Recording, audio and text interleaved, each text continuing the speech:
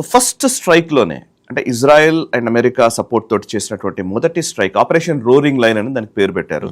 So సింహ గర్జన almost. So వాళ్ళు చేసినటువంటి అటాక్లో ఫస్ట్ స్ట్రైక్లోనే కీలకమైన నాయకులు అందరూ చనిపోయారు.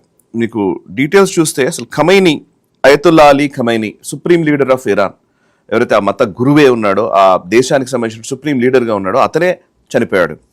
And at the same Ali Shamkhani, ఇతను సుప్రీం నేషనల్ సెక్యూరిటీ కౌన్సిల్కి సంబంధించిన సెక్రటరీ అండ్ అయతుల్లా ఖమైనీకి క్లోజ్ అసోసియేట్, అడ్వైజర్ అంటారు, చీఫ్ అడ్వైజర్ లాంటి వాడు. ఇంకోవైపు అజీజ్ నాజీర్ జాదే, ఇతను మినిస్టర్ ఆఫ్ డిఫెన్స్, వాళ్ళ రక్షణ శాఖ మంత్రి. And Mohammad Pakpour, commander of the Islamic revolutionary guard corps, ఈ IRGC head. Okay. Abdul Rahim Mousavi, chief of staff of the Iranian armed forces, Iran armed forces కి సంబంధించిన హెడ్ పోయాడు, IRGC head పోయాడు. Okay.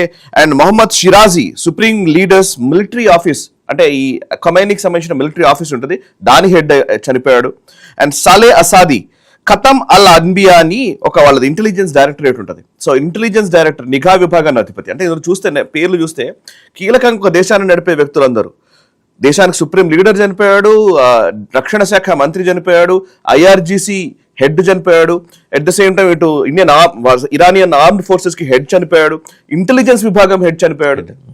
ఒకే strike లో ఇంతమందిని ఒకే దెబ్బ, అంటే first ఒక్క స్ట్రైక్ కి ఇంతమంది ఎలా అవుట్ అయ్యారు అంటే కనుక దీని వెనకాల ఇయర్స్ టుగెదర్, అంటే ఒక 2-3 సంవత్సరాల నుంచి ప్లానింగ్ జరుగుతోంది. అందులో మొసాద్ చాలా కీలక పాత్ర వహించింది. ఇజ్రాయెల్కి సంబంధించిన మొసాద్ ఏజెన్సీ ఎట్లా పనిచేస్తుందో మనకు తెలుసు. గతంలో హిజ్బుల్లా పేజర్ అటాక్ మనకు తెలుసు.